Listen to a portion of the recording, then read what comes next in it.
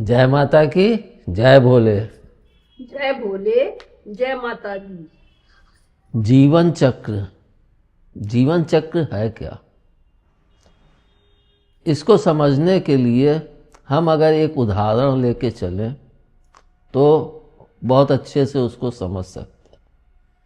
क्योंकि किसी चीज़ को समझाने के लिए अगर हम एक उदाहरण भी साथ में प्रस्तुत करते हैं तो वह चीज़ बहुत अच्छे से दिमाग में बैठती है और उससे हमें संपूर्ण ज्ञान भी प्राप्त होता है। तो इस जीवन के चक्र को समझने के लिए हम उदाहरण लेते हैं कानपुर का बड़ा चौराहा। जो भी भक्तजन कानपुर में निवास करते हैं वे सभी जानते हैं कि कानपुर में बड़ा चौराहा स्थित है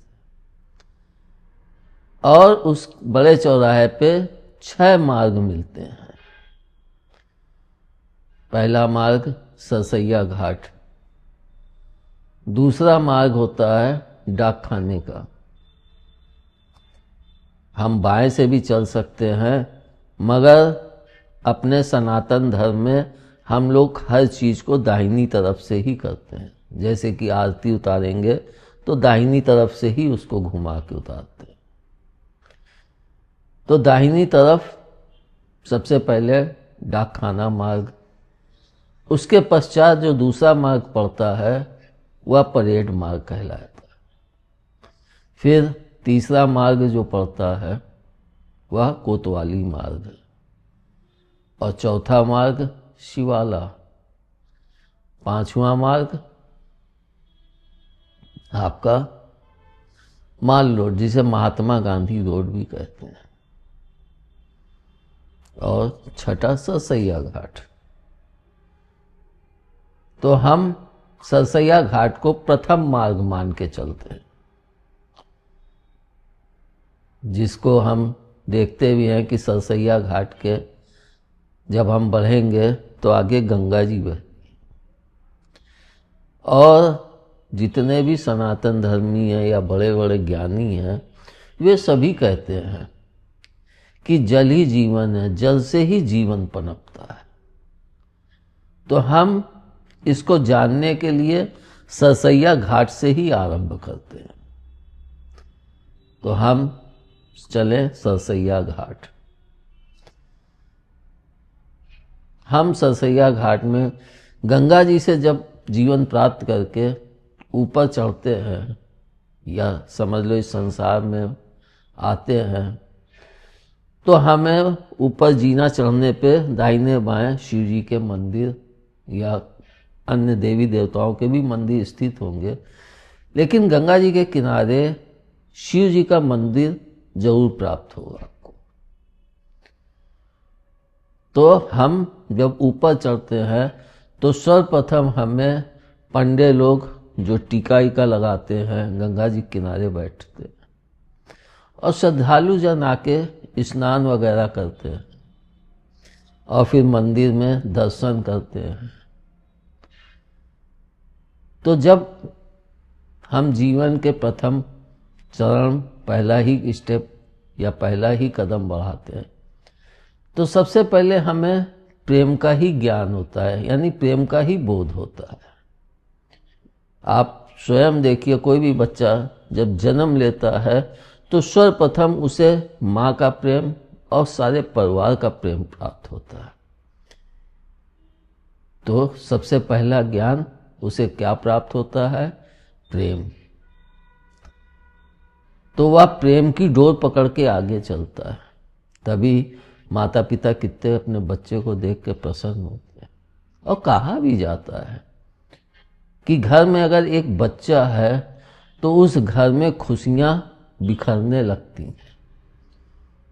उस बच्चे को देख के ही सबको प्रसन्नता प्राप्त होती है, क्योंकि उछलता है, कूदता है, नटखटपना करता है, तो सब उसको ही देखते रहते हैं और आनंद का अनुभव करते रहते हैं।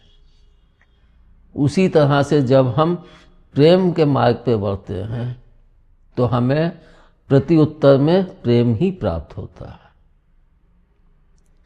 लेकिन उसे फिर यह ज्ञान भी प्राप्त होता है कि जितने भी व्यक्ति आए हैं वे मंदिर में जाके दर्शन कर रहे हैं, वहाँ पे फूल चढ़ा रहे हैं, अपनी श्रद्धा प्रकट कर रहे हैं, पूजन कर रहे हैं, भजन कर रहे हैं या जप कर रहे हैं या कुछ भी कर रहे हैं। तो यह हमें यह संदेश देता है कि जीवन में अति प्रेम, हम अगर अति प्रेम किसी से करें तो वह सिर्फ प्रभु से करें, बाकी अति प्रेम के करने के लायक इस संसार में कोई भी चीज नहीं है। हाँ, प्रेम हम सबसे करें, लेकिन अति प्रेम हम सिर्फ प्रभु से करें। जब हमें सबसे पहला ज्ञान यही प्राप्त हुआ, प्रेम। अब इस ज्ञान को प्राप्त करने के पश्चात जब हम उससे आगे बढ़ते हैं, यानी अपने जीवन में कुछ दूरी आगे बढ़ते हैं, कुछ बड़े होते हैं, तो उस प्रेम के कारण हमारे अंदर शैतानियां भी उत्पन्न होती जाती हैं।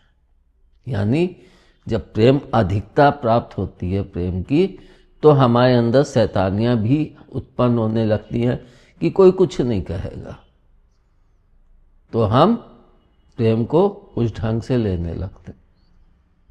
और जब शैतानियां बढ़ती हैं तो वह अति प्रेम के कारण उद्दंडता का स्वरूप लेने लगती। मतलब बच्चे को कि मजा आता है कि हम कुछ भी करेंगे, हमको कोई बोलेगा नहीं। तब माता पिता या बड़े भाई बहन या चाचा चाची लोग, जो भी बड़े लोग होते हैं, तो वे लोग फिर उसको दंड भी देने लगते हैं। ये किया, ये गलती की, ये गंदी चीज है, ऐसा मत करना, ये मतलब एक तरह से उसको दंड प्राप्त होने लगता है। तब उस बच्चे को यह अनुभव होता है कि प्रेम के साथ साथ दंड भी मिलता है। जब उसको यह ज्ञान मिलता है तो वह सरसैया घाट से जब आगे बढ़ते हैं तो पहला ही चौराहा जो है वो जेल खाना है, यानी दंड। और यही ज्ञान हमें जब आगे बढ़ते हैं जीवन में, कुछ बड़े होते हैं, तो सबसे पहला ज्ञान प्रेम, दूसरा ज्ञान दंड। अब जब दंड मिलता है तो व्यक्ति उस चीज से कि इससे हमें माँ मारेगी या गुस्साएंगे, तो बच्चा उससे थोड़ा दूर होने लगता है। और हम लोग सब देखते भी हैं, हर एक बच्चे के जीवन में या हर एक माता पिता के जीवन में बच्चे को सही मार्ग दिखाने के लिए कभी न कभी दंड देना पड़ता है। जब हमें दंड का ज्ञान हुआ, फिर हम और आगे बढ़े, तब हमें अदालत मिलती है, मतलब कानपुर की अदालत। तो अदालत में क्या है? न्याय। तब हमें यह ज्ञान प्राप्त होता है कि इस संसार में प्रेम और दंड के साथ साथ न्याय व्यवस्था भी है। तब बच्चे के अंदर चतुराई, स्वार्थ, जिस तरह से भी उसको घर से जो भी ज्ञान प्राप्त हुआ वह उसका प्रयोग करके और न्याय के लिए प्रयास करने लगता है। इसको हम लोग देखते भी हैं। कोई बच्चा होता है तो जब कोई बात होती है तो जो बड़े होते हैं, माता या पिता या कोई, तो जाता कहता है कि मेरे को इन्होंने मारा, ऐसा किया, आप इनको दंड दीजिए, न्याय, मतलब न्याय शब्द तो नहीं कहता, लेकिन इन्होंने मारा, इनको सजा दी। उसका मतलब यही होता है कि आप न्याय कीजिए। और कुछ बच्चों के माता पिता जिनका एक वजूद, मतलब एक हस्ती होते हैं, कि उनको लगता है कि उनके आगे परिवार में कोई कुछ नहीं बोलता, उनके बच्चों के अंदर और ज्यादा उद्दंडता बढ़ जाती है। वह इतनी चरम पे हो जाती है कि उन बच्चों को यह लगने लगता है कि मैं किसी से भी कुछ कहूंगा, लेकिन मेरे माता पिता के डर से या इनके डर से कोई मेरे को कुछ भी नहीं बोलेगा। कहते हैं ना, किसी के वरद हस्त के नीचे काम करो तो हमें चिंता नहीं रहती, संभालने वाले तो वो ही हैं। लेकिन जब स्वयं आगे बढ़ के कार्य करो तो हमें चिंता होती, कहीं गलत तो नहीं कर रहे हैं, कहीं वो तो नहीं कर रहे।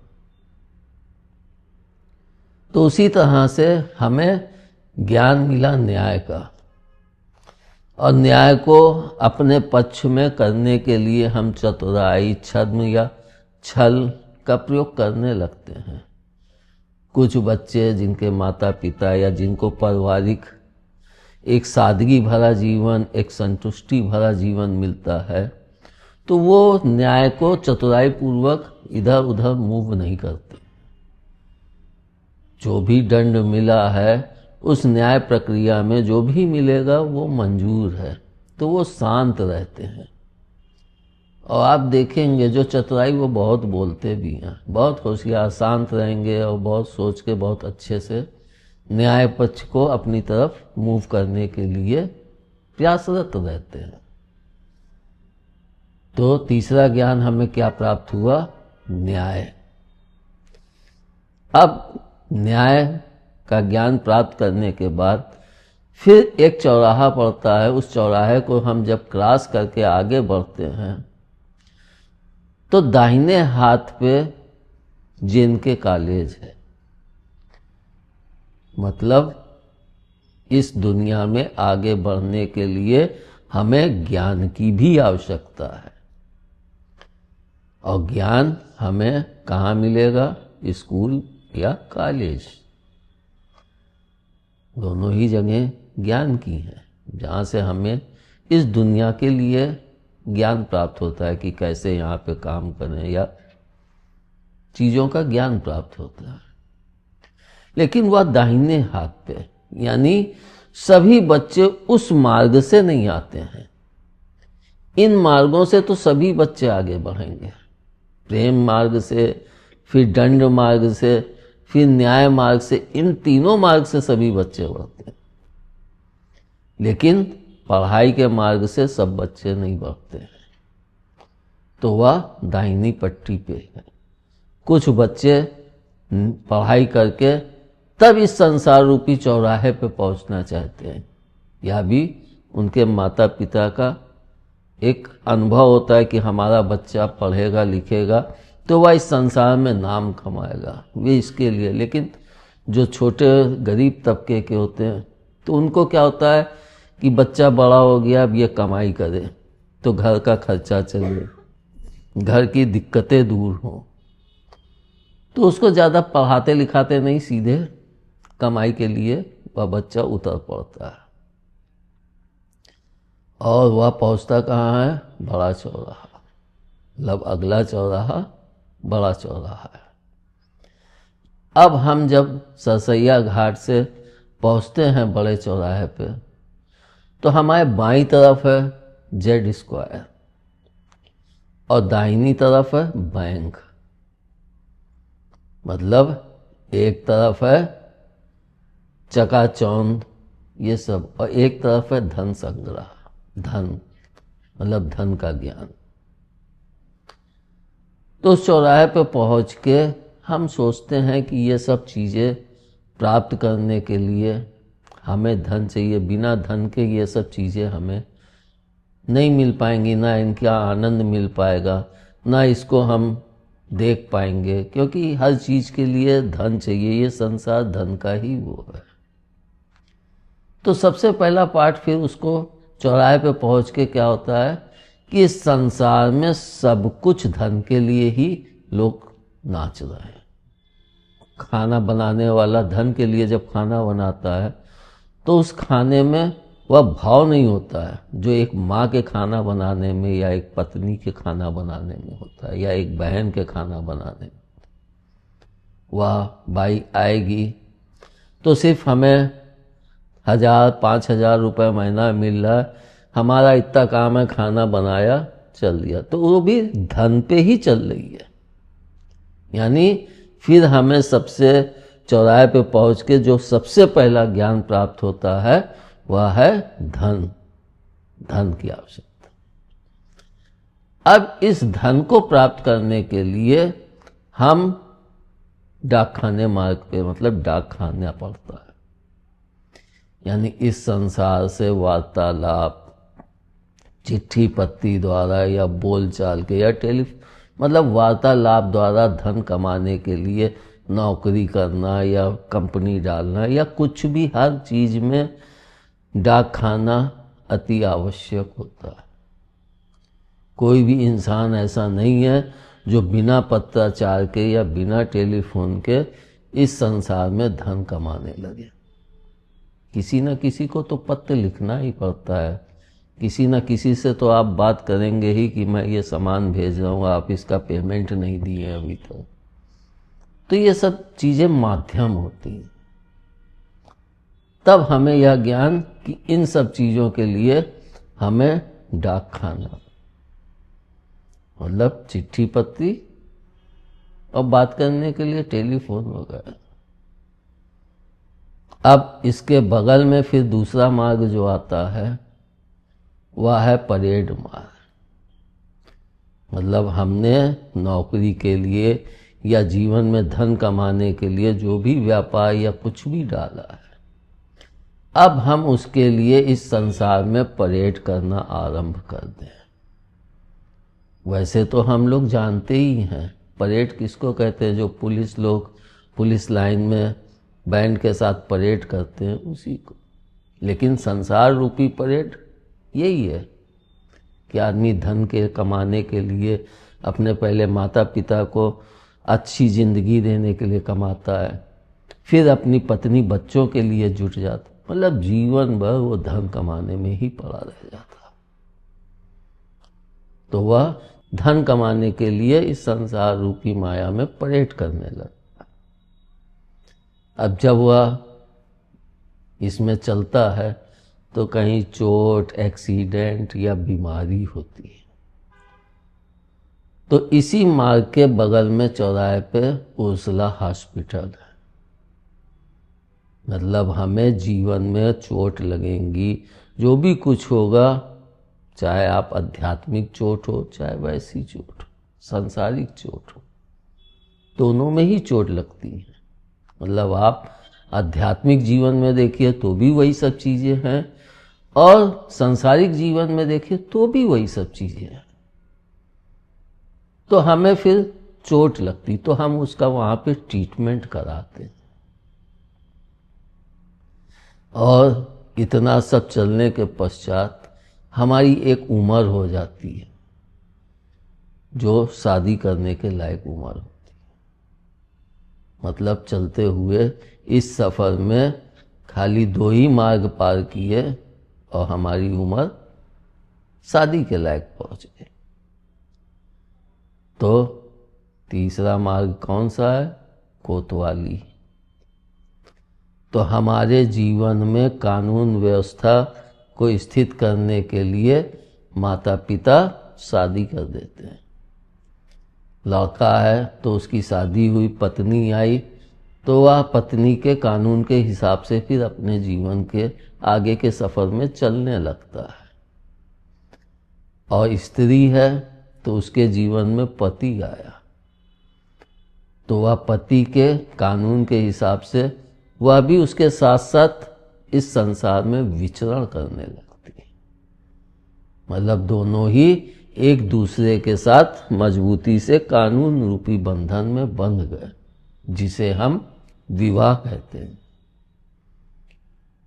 अब हम उस वैवाहिक संबंध को पूर्ण करने के लिए और खुशी प्रदान करने के लिए फिर से आगे बढ़ चलते, और हमारे जीवन में जो कष्ट और जो चीजें आती तब हमें फिर से उस प्रभु की याद आती है कि हमारे बच्चों के लिए खाना नहीं है, भोजन नहीं है, या हमारे बच्चे को चोट लग गई है, या ये हो गया, या हमारे पति को हो गया।